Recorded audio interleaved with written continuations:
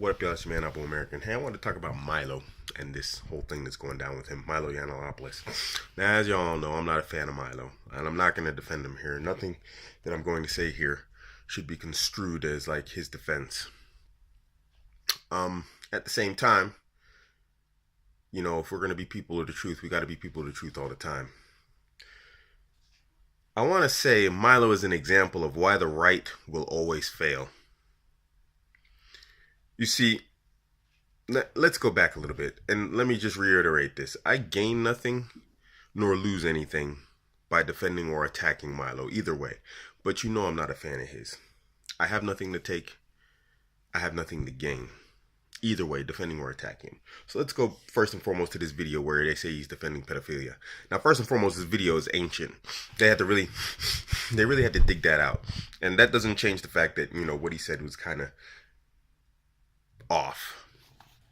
But I watched this Joe Rogan podcast because I watched Joe Rogan, and you know, he said a lot of things in there, and everything he said is kind of been misconstrued. That's just the reality. If you go back and watch the podcast, you won't find him really defending pedophilia. That's not really what was going on. But nonetheless, he said something that could be taken out of context, just like I'm sure if you go through my videos, a lot of what I said can be taken out of context, and it was used to attack him. But going back to why the right will always fail. When the right gets position and when the right gets power, everyone goes for their own. And there's no sense of mutual defense or protection. Now, when Milo was trumpeting the right and making big gains for them and really having like the left and the regressive left and feminists and all that stuff on their heels, they were all great for him. And they were all willing to have him come and speak and make book deals and, you know, and make him chief editors and stuff like this. But the moment the right gets power, everybody looks to secure their own position and then settle. No unity, no loyalty. The reality is the right wouldn't be in its position that it's in today without Milo. That's just the reality. You can say what you like. Milo was a huge role. He played a massive role in the securing of the right's position and the election of Trump. You might think that's an overshoot, but you are full of it if you say that's not the case. The reality is Breitbart News would still be some obscure, unknown website if it wasn't for Milo. Who was Breitbart without Milo? They were nobody. I'm not a fan of Milo. I'm not defending him. But the reality is, when he was the man, everybody wanted to give him book deals and everybody wanted him to write for him. Everybody wanted to come speak. And the moment they pull out a little dirt on him, something that is really being blown up and misconstrued out of place, what do? They cut and run to secure their position. No defense, no loyalty, no protection. Did you see the left cutting and running on Lena Dunham when she admitted in a book, which is being sold and published right now, that she sexually molested her little sister? Do you see that happening? How many people on the left are absolute disgusting degenerates? And how many of them have they cut loose on? How many have they cut and run on? Nah, they double down and buckle down on their people. Absolute degenerate pervs. They don't cut on their people, but the right, we got position. I want to secure my position. You know what? This guy, all of a sudden, he no longer serves my purposes. I'm going to cut loose on him. I'm just going to... Good luck, buddy. Thanks for the help. I can't stand Milo. I don't like him. I don't like him. He's got a problem with Muslims and I'm a Muslim. I like Muslims. No, they're not perfect. Yeah, we got problems. But you know what? They're my people. I like them. And he just doesn't like them, and he spreads lies and distortions and exaggerations about Islam and Muslims. I don't like him for that.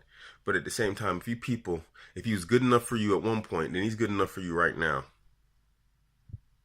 But hey, you know what? Y'all do what you got to do. This is why you're going to fail. This is why you're going to fail. There's a long line of dudes, and I'll have to look them up, but I can tell you there's a long line of dudes on the right who have They screwed up being humans that they are, doing dumb stuff. And every time it happens, you guys cut and run on your own people. I'm not saying you defend the evil actions of individuals nor their speech. But your man is your man. You know what I mean? And you don't just cut and run on them. This is where loyalty, that sense of tribe comes in. You know, we got this thing in the black community. That's my man, and he's wrong, but you ain't gonna run him over. Yeah, my boy's wrong, but you know what? That's my boy. So I'm gonna deal with him, and I'm gonna talk to him, and I'm gonna make sure he doesn't make any mistakes like that and do anything stupid. But if you step to him, you got to step to us. The right seems to have a problem with that, and the left knows it. And one by one, what are they doing? They're picking off right-wing and center-right speakers. It's just happening right now. You're watching it happen. You're letting it happen. And everybody's just like, oh, I got my position. I got my power. Trump is in power, and how can I capitalize off of this? Screw that guy over there. And what did the left do? They're unifying more than ever. Organizing street protests with women dressed up like vaginas and crap. Who? What? How did they get away with that?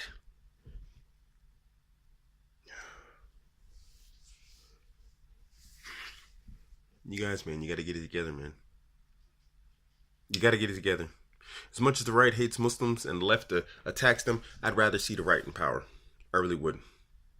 I'd like to see this degeneracy, this decline, this regressiveness stop. I'd like to see a halt. But hey,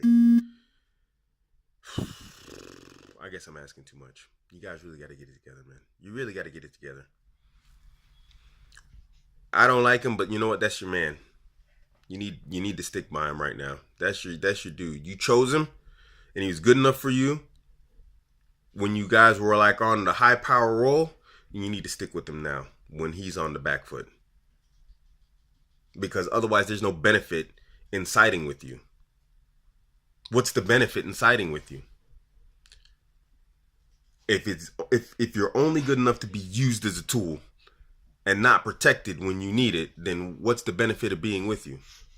Because the left is rancid and disgusting as they are, you don't see them really throwing their people under the bus like this. Not their main people.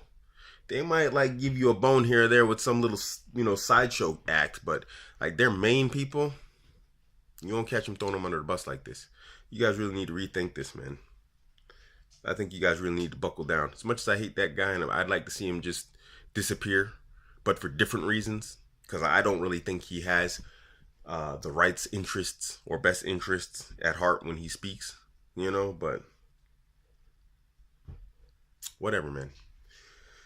Agree, disagree? Let me know in the comment section. This is your man, Abuamerican. Catch me on Instagram, Twitter, and Facebook, all at Abuamerican. Don't forget to hit like, dislike, and subscribe. I'm out.